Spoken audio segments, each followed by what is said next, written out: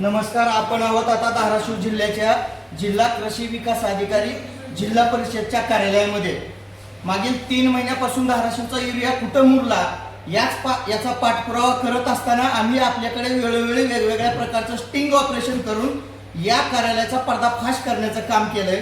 भारत देशातला शेतकरी का आत्महत्या करतोय त्याचं जिवंत जळजळीत उदाहरण म्हणजे धाराशिव जिल्ह्यातला कृषी विभाग. आपण या ठिकाणी पाहू शकता एस.एन. पाळेकर म्हणून आहेत कनिष्ठ प्रशासन अधिकारी, जे की सध्या 4:30 वाजलेले आहेत, या ठिकाणी कार्यालयात नाहीत. यानंतर आपण या ठिकाणी पी.वाय. जाधव म्हणून आहेत सहाय्यक प्रशासन अधिकारी, ते पण या ठिकाणी हजर नाहीत. त्याच्यानंतर आपण या ठिकाणी बघू शकतो आस्थापना 2 शाखा एस.एस. जाधव म्हणून सहाय्यक कनिष्ठ प्रशासन अधिकारी आहेत, ते पण या ठिकाणी हजर नाहीत. त्यांची खुर्ची या ठिकाणी दाखवा.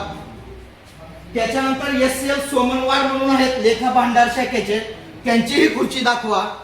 भारत देशातल्या शेतकऱ्याची आत्महत्या करण्याची वेळ काय येते तर त्या ठिकाणचं कृषी विभाग असेल. भारत कृषी प्रधान देश म्हणला जातो. कृषी प्रधान देशामध्ये सुद्धा या ठिकाणी श्रीमती व्ही.एम. नायकवाडी म्हणून आहेत कनिष्ठ सहाय्यक, या ठिकाणी त्यांचीही खुर्ची आपल्याला रिकामी दिसून येते. या ठिकाणी या खुर्चीला नाव नाही, नक्कीच ह्यांनी नावे असतील. यानंतर आपण या ठिकाणी बघू शकताय आस्थापनेला सगळ्यात महत्वाचं म्हणजे आवक जावक डिपार्टमेंटला सुद्धा कोणी नाही. या ठिकाणी आवक जावक डिपार्टमेंट मध्ये झंगे साहेब म्हणून आहेत, ते पण सध्या गैरहजर आहेत. त्याच्यानंतर वरिष्ठ सहाय्यक एस पाटील यांचीही खुर्ची दाखवा. यांची तर खुर्ची उलटी आहे, त्याला दिशा सुद्धा या ठिकाणी यांच्या आस्थापनेच्या विभागाच्या बाजूला नाही, कॉम्प्युटरच्या बाजूला नाही, या ठिकाणी आपण दिसू शकतोय. यानंतर या कार्यालयाचे प्रमुख असलेले पाटील साहेब आहेत, आपण त्यांच्याकडे जाऊ आणि त्यांच्याकडूनच या कर्मचाऱ्यांसाठी काय नेमकं करणार आहेत हे पण जाणून घेऊ. साहेब नमस्कार. या ठिकाणी 4:30 वाजलेत, कार्यालयामध्ये बरेचसे कर्मचारी गैरहजर आहेत. आपण मला तात्काळ त्यांचं मुवमेंट रजिस्टर दाखवता का त्यांच्या सर्व्हिस बुकाला नोंद करता? काय करता फक्त मला तेवढं उत्तर द्या. कोण नाही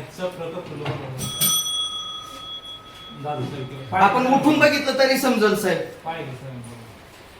जवळपास या ठिकाणच्या निम्या खुर्च्या रिकाम्या आहेत.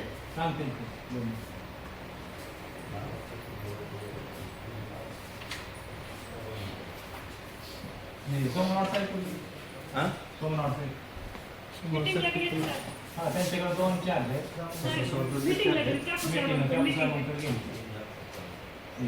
साहेब आजारी काय दिवस बघायला मिळत. बाकीची पण आहेत आणखी तिथे 2 जाधव कोणतरी आहेत, पी.एस. आणि ए.एस. का कोणतरी 2 जाधव आहेत, ती पण गैरहजर आहेत. आता आपण नव्हतं साहेब आपल्या याच्यावर मी आलो भेट विषयच नव्हते.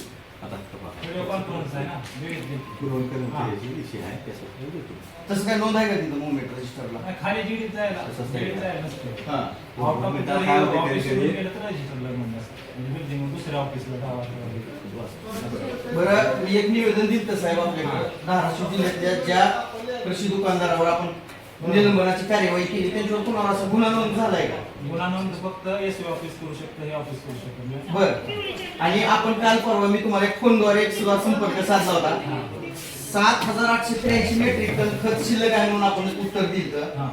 ती खत कुणाला विकला याची मी माहिती मागितली होती.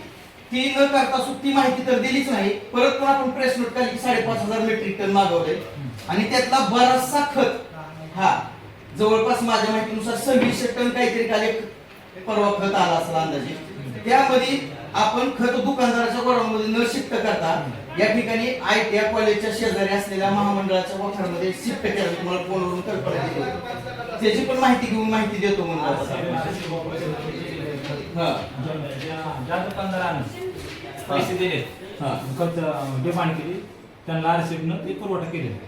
आरक्षेप ना पुरवठा केलेला. पण लिंकिंगचा काय प्रकार आहे त्याच्यात? लिंकिंगचं काय समजा कोणाची तक्रार आहे? नाही, दुकानदाराकडे गेलं का की दुकानदार म्हणतात की बाबा लिंकिंग आहे, त्याला 1,500ची वस्तू घ्या, 1000ची वस्तू घ्या. असेल काय असेल ते दुकानदाराने एससी ऑफिस किंवा एडी ऑफिसला पत्र द्यावं, बाबा ह्या किंवा पावती द्यावं, हे लिंकिंग झाले.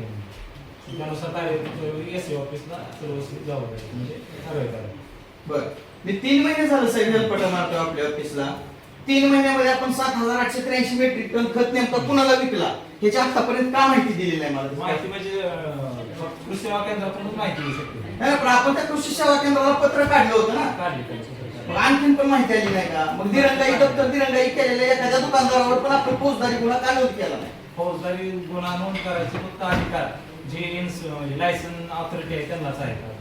आणि तसं कळवलं एससी ऑफिस सांगितलं. अहो साहेब, एका प्रिन्सिपल प्रिन्सिपल वाढ करण्यासाठी 6 महिने वर्ष झाले, त्यांची सुद्धा प्रिन्सिपल वाढ नाही ती. तसं तुम्ही कळवलेलं मला पत्र दाखवा बरं. प्रिन्सिपल वाढ गुन्हा नोंद करण्यासाठी तुम्ही जे पत्र काढले ना, प्रिन्सिपल वाढ करण्याला हे ऑफिस जबाबदार नाही, जे लायसनिंग ऑथॉरिटी आहे. प्रिन्सिपलला वाढ करणार ते आहे मला माहिती आहे, पण तुमच्याकडे गुन्हा नोंद करण्यासाठी तुम्ही जे पत्र काढले म्हणतायत ना, ते फक्त पत्र द्या ना मला. खत उत्पादक म्हणजे खत पुरवठादाराला फक्त आम्ही याद्या सादर करा आणि अशा प्रकारे उडवाउडवीची उत्तरं जिल्ह्याचे जिल्हा कृषी विकास अधिकारी या ठिकाणी देतात. आपण बघू शकता 3 महिने झालं फक्त यांना मी एकच विचारतोय की युरिया कुठं मुरला, खरा युरिया कुणी मुरवला असेल तर हे अधिकारी जबाबदार आहे त्या युरिया मुरवण्यात धाराशिवचा.